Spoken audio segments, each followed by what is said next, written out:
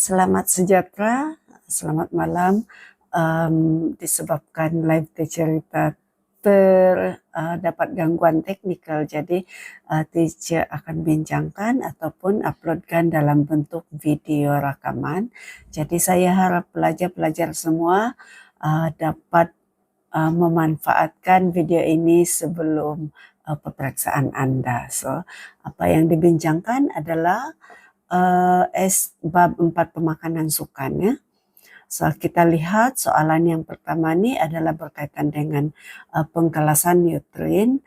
So, yang ini telah pun kita bincangkan di mana kumpulan T itu adalah karbohidrat. Dan diminta di sini ialah 3 kesan kepada kekurangan nutrin daripada kumpulan karbohidrat, yang mana hasil akhirnya ialah glukosa. Apakah jawaban untuk bahagian ini? Yang pertama kita lihat antara cadangan jawabannya ialah kesan kekurangan karbohidrat di dalam tubuh badan seseorang atlet, dia tidak akan bertenaga, ataupun Anda boleh jawab mudah mengalami kelesuan, kehilangan berat badan, ataupun mengalami hipoglisemia, yaitu kekurangan gula dalam darah. Mungkin juga atlet itu pengsan, glykogen pada otot juga berkurangan, pembesaran terbantut, ataupun atlet ini akan mudah mengalami kecederaan.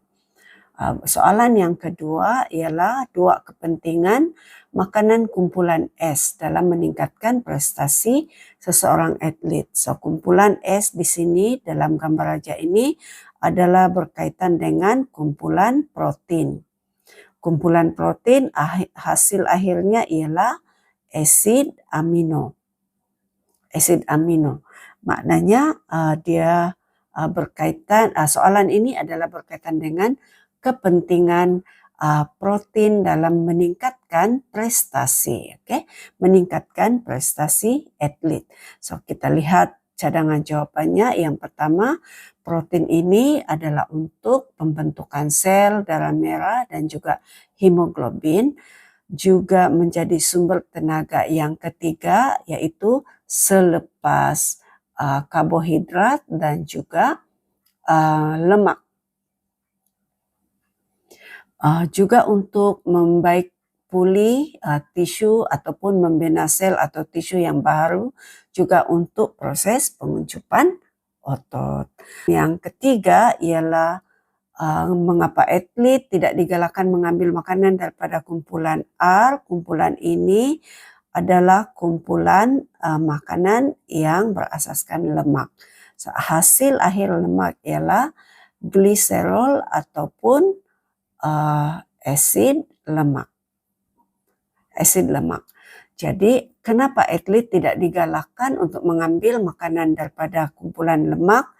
Adalah yang pertama, kumpulan makanan ini mempunyai risiko untuk atlet ini mengalami obesity ataupun peningkatan berat badan. Juga mungkin penyakit-penyakit kronik ataupun seperti penyakit jantung, peningkatan kolesterol dalam darah, juga lemak ini mengambil masa yang lebih lama untuk dicerna kepada seseorang atlet lah. Kita lihat seterusnya ialah piramid makanan Malaysia, yang dikeluarkan berkaitan dengan diet yang sehat. So, di sini soalannya ialah Anda diminta menjelaskan konsep keseimbangan, kesederhanaan, dan kepelbagaian yang dapat membantu atlet untuk mengamalkan diet harian yang sehat. So, ini ialah contoh piramid makanan Malaysia yang telah dikeluarkan pada tahun 2020 yang merupakan piramid makanan yang baru. Jadi, karena soalan itu minta keseimbangan, kesederhanaan, dan kepelbagaian dengan 9 markah. Jadi sepatutnya setiap bahagian ini Anda perlu berikan 3 huraian atau penjelasan. So, contohnya untuk keseimbangan Anda akan bagi 3. Begitu juga dengan kesederhanaan 3 dan kepelbagaian juga 3. So, Anda akan dapat 9 markah untuk bahagian ini. Seterusnya kita lihat soalan B. Jelaskan 2 penambahbaikan yang dilakukan terhadap piramid makanan Malaysia supaya sesuai dengan keperluan diet seseorang atlet maraton. So, atlet maraton ini adalah acara jarak jauh. Jarak jauh ya. So, kita lihat cadangan jawabannya. Yang pertama, sebab markanya adalah 6 markah, maka kita akan bahagikan kepada 1 tambah 2. Sebab di sini dia minta 2 penambahbaikan. Bermakna kita perlu ada 1 fakta. So, ini ialah fakta. Dan fakta yang kedua, kemudian penjelasan Anda boleh pilih 2 daripada sinilah.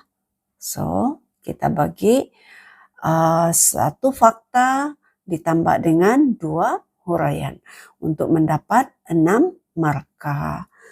Oke. Untuk soalan yang seterusnya C. Soalan ini ialah soalan 2020, soalan 4. Gester ialah salah satu daripada organ dalam sistem pencernaan manusia. So, diminta di sini ialah 3 fungsi gester dan 3 markah.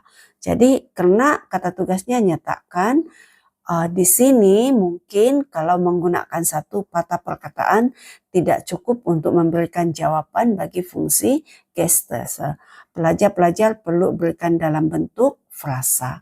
So, ini adalah antara contoh ataupun cadangan jawabannya, di mana gester tu fungsinya adalah untuk menyimpan makanan untuk sementara, supaya dalam masa itu dia boleh dilembutkan atau makanan itu boleh dihadam. Yang kedua adalah untuk mencampurkan makanan ataupun minuman dengan jus pencernaan. Contohnya seperti jus gester. Contoh ialah jus gester. Memindahkan kim ataupun kimus ke dalam usus kecil atau duodenum, dan juga fungsi gester adalah sebagai tempat pencernaan lemak dan protein dengan bantuan enzim-enzim yang terlibat untuk lemak dan protein, contohnya seperti pepsin dan renin ini untuk protein dan lipase ini adalah untuk lemak. Oke, itu adalah beberapa contoh fungsi gester, dan kita lihat 2 fungsi jus gester. Nyatakan 2 fungsi jus gester, dan kalau kita lihat cadangan jawabannya, panduan markanya ialah 2. Jadi kita lihat jus gester ini dia akan menukarkan kandungan gester kepada pH yang lebih berasid. Ini adalah berasid, mengurangkan kealkalian di dalam perut. Juga jus gester dia membunuh bakteri ataupun mikroorganisme yang ada di dalam makanan yang dibawa bersama masuk ke dalam gester kita. Juga jus gester ini untuk memecahkan protein melalui penguraian oleh enzim yang dirembeskan oleh jus gester daripada kelenjar gester. Juga menyah aktif enzim amylase daripada mulut, sebab di dalam gester tidak ada pencernaan untuk karbohidrat. Oke, seterusnya kita lihat fungsi enzim amylase dan enzim sucrase. So, 2 markah bermakna Anda kena bagi 1 untuk amylase dan 1 untuk sucrase. So, kalau kita lihat cadangan jawabannya di sini, amylase ini tidak ada markah lah sebab sudah diberikan di dalam soalan. So, Anda hanya mendapat markah daripada fungsi untuk amylase dan sucrase.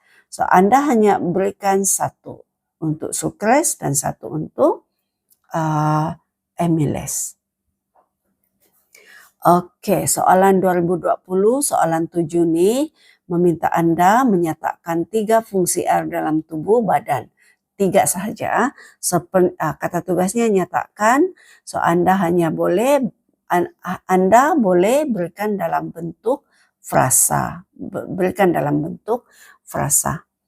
Contohnya untuk melancarkan pencernaan, mengawal suhu badan, ataupun Anda boleh tulis juga homeostasis, menghilangkan dahaga, untuk medium pengangkutan nutrien, ataupun hormon, ataupun oksigen, ataupun gas-gas yang lain.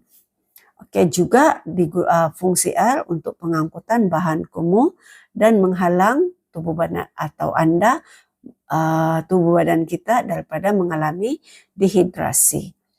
Oke, soalan yang seterusnya ialah soalan esai 2020 yang kedua atau B. Jelaskan 4 kesan dehidrasi. Ingat, untuk fisiologi, kesan terhadap fisiologi. So, jelaskan 8 di sini bermakna skema Anda ialah 1 tambah 1. 1 tambah 1, maka cadangan jawabannya adalah seperti berikut. Anda boleh bagi ini sebagai fakta, yang di-highlight ini sebagai fakta, dan ini sebagai penjelasan. So, di sini juga ada fakta dan di sini ada huraian. Fakta dan huraian. Fakta dan huraian. So, diminta 4, pelajar-pelajar bagi 4 sahaja. Oke, kita lihat yang ketiga, soalan 7C tahun 2020. Kata tugasnya nyatakan 4 langkah yang boleh diambil oleh seseorang untuk mengurangkan dehidrasi semasa bersukan. 4 di sini maka perlu ada 4, tidak perlu ada penjelasan. So, yang pertama 1, 2, 3, 4. Ataupun perkara lain ialah mengenakan pakaian kapas ataupun pakaian yang menyerap peluh supaya haba di dalam badan kita tidak terperangkap. Oke, seterusnya kita lihat soalan 2021, yaitu soalan 4. Dia berkaitan dengan karbohidrat kompleks, karbohidrat ringkas, dan air bertapis yang ada di dalam minuman tenaga yang berkarbonat. Soalannya ialah nyatakan organ yang terlibat dalam pencernaan karbohidrat yang merupakan karbohidrat kompleks dan karbohidrat ringkas. Jadi untuk karbohidrat kompleks berlaku di mulut dan karbohidrat ringkas berlaku di usus kecil. Oke, setelah proses pencernaan berlaku, apakah yang terjadi kepada makanan yang tercerna di usus kecil? Maksudnya yang sudah dicerna dan berada di bahagian usus kecil. Oke, dia minta apakah yang terjadi. Jadi yang pertama ialah nutrien itu diserap oleh darah. Sebab di dalam usus kecil ini proses yang berlaku adalah proses penyerapan nutrien. So, bagaimana proses penyerapan itu berlaku ialah diserap oleh darah, kemudian diangkut ke sel atau dialirkan ke sel ataupun tisu yang memerlukan dalam tubuh badan kita. Bahan yang tidak diserap dikumur dalam bentuk tinja ataupun urin, dan nutrien yang diserap adalah salah satunya untuk menghasilkan tenaga, dan lebihan nutrien disimpan dalam bentuk glykogen ataupun lemak. Oke. Kita lihat seterusnya, nyatakan 3 sebab karbohidrat. Karbohidrat lebih mudah dicerna berbanding dengan lemak. Kenapa karbohidrat itu lebih mudah dicerna banding dengan lemak? Yang pertama ialah karbohidrat nih pencernaannya bermula lebih awal, yaitu dia bermula di mulut, di mana di bahagian mulut itu karbohidrat itu akan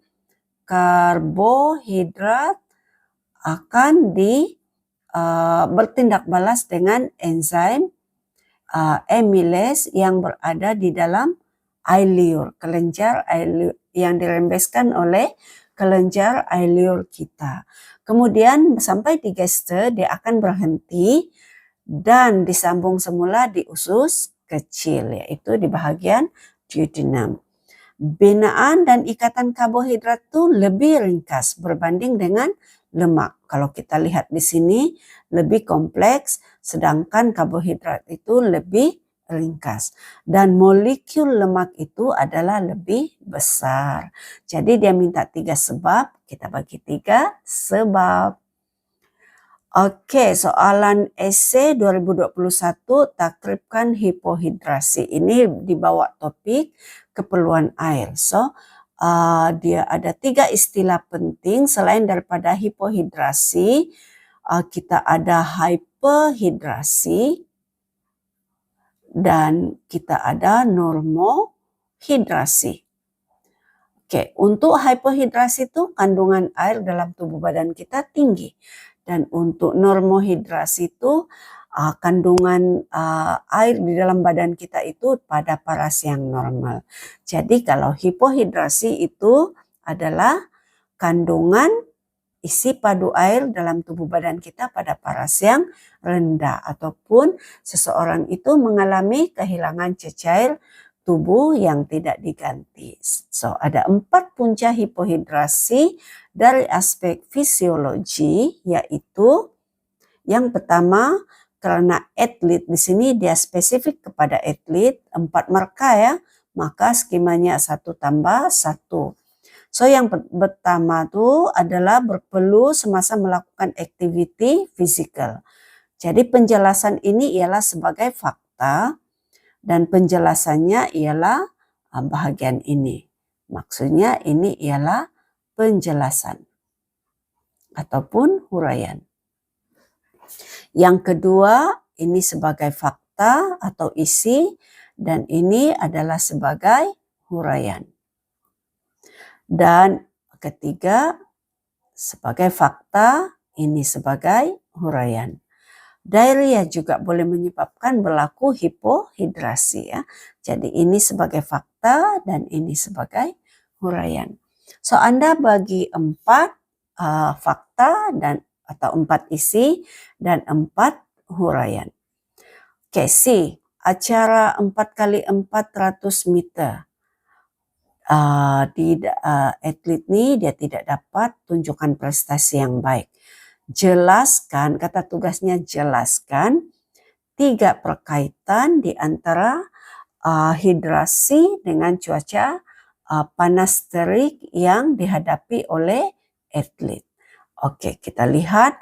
Anda boleh masukkan dalam jawaban Anda 3 sebab 6 di sini 1 tambah 1.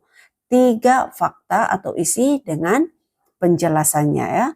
So di sini ada beberapa cadangan jawaban. So kita pilih 3. 3 sahaja, jangan lebih. So contohnya perkaitan perubahan berat badan, yaitu atlet itu mengalami kehilangan berat badan selepas bersukan akibat dehidrasi. Sebagai contoh ya. Ini adalah perkaitan di antara dehidrasi dengan cuaca panas terik yang menyebabkan atlet ini tidak dapat menunjukkan prestasi semasa acara 4x400 meter. Oke, seterusnya kita lihat soalan 2021, yaitu soalan 4. Rasanya ini bukan 2021, 2022. Amalan pengambilan penokok diet menjadi satu fenomena dalam kalangan atlet dan bukan atlet pada masa kini. Soalannya, ini tidak terkawal boleh menjejaskan kesehatan katanya di sini. So, nyatakan 3 tujuan pengambilan penokok diet, yaitu 3 markah, maka Anda hanya bagi 3 penyataan sahaja ya. Contohnya yang pertama, memelihara atau mengekalkan status kesehatan. Yang kedua, untuk mempercepatkan proses pemulihan.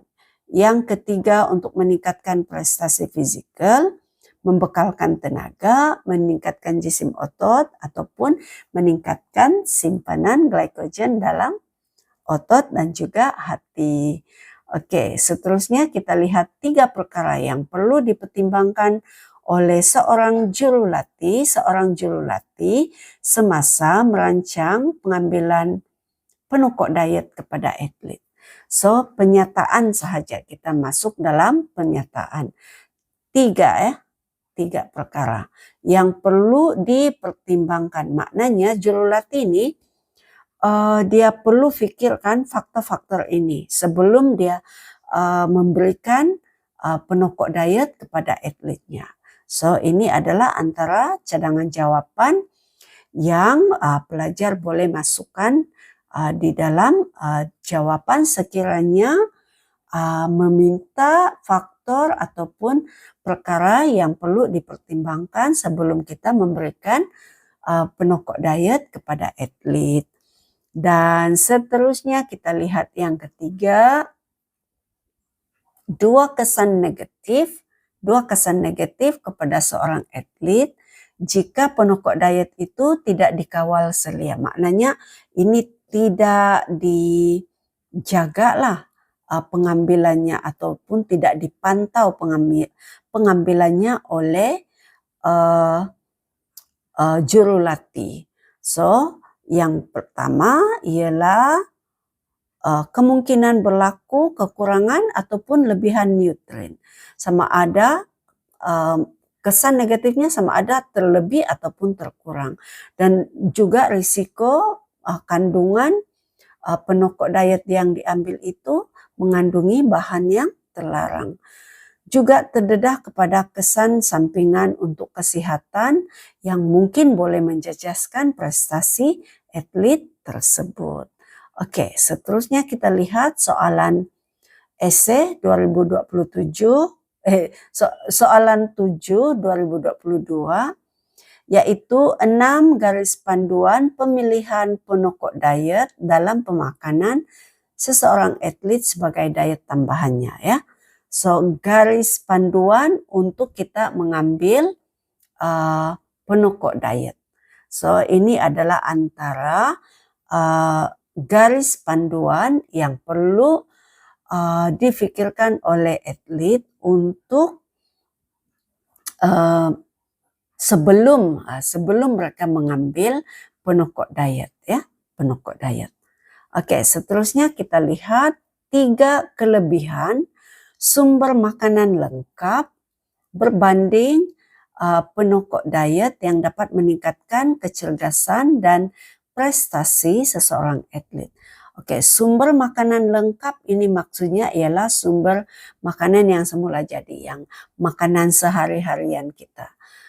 Kalau penokok diet itu adalah suplemen, contohnya bahan ergogenik ataupun makanan tambahan yang kita ambil yang mungkin diproses di dalam memakmalkan. Jadi sumber makanan lengkap ini adalah yang semula jadilah. Oke, kita lihat kata tugasnya jelaskan 3 kelebihan dan 6 markah. Maka skemanya ialah 1 tambah 1. 1 tambah 1. So, ini adalah fakta pertama, fakta yang kedua, dan fakta yang ketiga. So, Anda juga boleh menjawab dalam bentuk jadwal seperti ini. Oke, tuliskan fakta itu dan di bawah fakta itu Anda boleh berikan penjelasan. Oke, sebab tadi itu dia minta 3 dan 6 markah. kata tugasnya penjelasan. Sebagai fakta dahulu 3 fakta dan setiap fakta itu bagi 1 penjelasan. Oke? Seterusnya 3 sebab atlet vegetarian dia wajar mengambil tokokan nutrien protein. Oke, sebab vegetariannya dia tidak ambil makanan yang daripada haiwan. Jadi kenapa mereka mesti mengambil tokokan nutrien protein? Ini adalah antara cadangan jawabannya. Dia minta 3 sebab. Dia nyatakan, kita lihat di sini kata tugasnya nyatakan, tetapi jawabannya dalam bentuk pernyataan yang lengkap. Sebab kalau mungkin satu ayat itu tidak mencukupi untuk penegasan jawaban Anda. Oke, jadi salah satunya ialah vegetarian nih karena dia ambil daripada tumbuh-tumbuhan sahaja, dan kita tahu bahwa protein itu dia terdiri daripada satu lengkap dan juga protein yang tidak lengkap. Dan protein yang tidak lengkap itu daripada tumbuh-tumbuhan. Jadi kenapa wajar mereka dapatkan tokokan protein? Sebab mereka tidak dapat protein yang lengkap daripada haiwan. So mereka perlukan tokokan nutrien protein. Oke, yang pertama lagi, protein tak lengkap yaitu daripada tumbuh-tumbuhan itu adalah ada asid amino tertentu yang diperlukan oleh badan kita untuk peningkatan jisim otot tidak terdapat di dalam tumbuh-tumbuhan. Sebab itu mereka perlu tokokan protein. Dan yang ketiga ialah gabungan asid amino yang perlu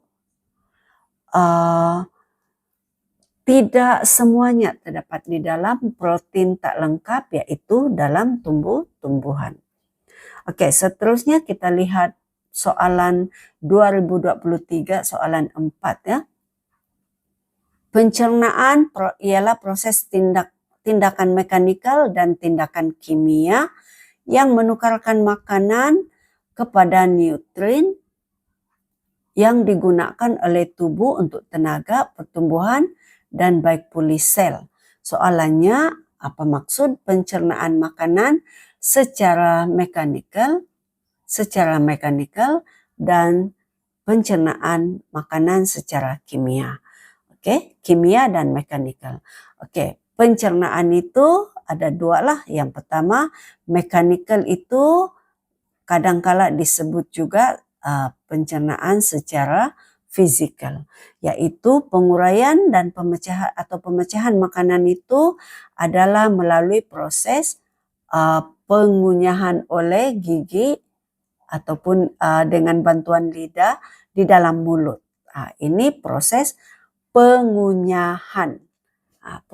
So dia merupakan pencernaan secara fisikal. Dan penguraiannya adalah daripada bentuk yang besar kepada bentuk lebih kecil. Contohnya karbohidrat. Contoh karbohidrat dia akan uraikan kepada yang lebih kecil yaitu maltosa. Contoh. Secara kimia ialah dengan bantuan enzim. Dia perlu ada enzim. Dan dia bentuk yang lebih kecil tadi, contohnya maltosa itu, kepada bentuk molekul yang lebih ringkas, yaitu contoh, kita bagi satu contoh sini, maltosa, kepada bentuk yang lebih dalam bentuk molekul, contohnya glukosa. Sebab glukosa adalah yang paling ringkas untuk karbohidrat. Asid amino yang paling ringkas untuk protein. Sebagai contoh ya. 3 lokasi dalam tubuh manusia yang terlibat dalam pencernaan. Secara kimia. Jadi 3 lokasi adalah di mulut, geste, dan usus kecil. Dan penyerapan glukosa dalam tubuh manusia berlaku di usus kecil. Oke, di usus kecil maknanya sama ada di bahagian ileum sebab usus kecil ada 3 bahagian, ileum, yeyenem, dan juga duodenum. Oke. Next, kita lihat 5 amalan, ini soalan esei 2027, 5 amalan pemakanan harian bagi atlet mengikut piramid makanan yang disarankan oleh KKM. Jadi ini adalah antara saranan ini, semua ini adalah berdasarkan pada piramid makanan. Kalau kita lihat piramid ini, makanan utama adalah karbohidrat dan serat, ada di dalam aras yang kedua.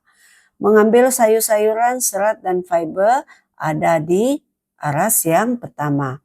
Mengambil buah-buahan ada di aras yang pertama. Ini aras pertama. Aras kedua. Makan makanan yang berprotein seperti daging, ikan, ayam itu ada di aras ketiga. Kurangkan pengambilan, bukan pembilan. Pengambilan lemak, gula, ini di sini ada dalam piramid. Dan pengambilan air yang mencukupi. So, ini adalah 5 amalan pemakanan harian mengikut piramid makanan KKM. Oke, jelaskan 5 kepentingan pemakanan yang seimbang untuk mengekalkan kesehatan dan meningkatkan prestasi seseorang atlet. So, yang ini di kolom yang pertama ini adalah fakta. Ini fakta ataupun isi. Ini adalah isi yang keempat. Isi yang kelima. 5 kepentingan. So, mesti ada 5 isi. Dan di kolom yang kedua ini adalah sebagai huraian Anda. Ini adalah huraian kedua, huraian ketiga, huraian keempat, dan huraian yang kelima. Semoga Anda mendapat menggapai saya sukan dengan cemerlang esok. Minta maaf karena gangguan teknikal yang berlaku kepada Teacher Rita dalam live malam ini. Semoga video ini memberikan manfaat kepada Anda. Bye.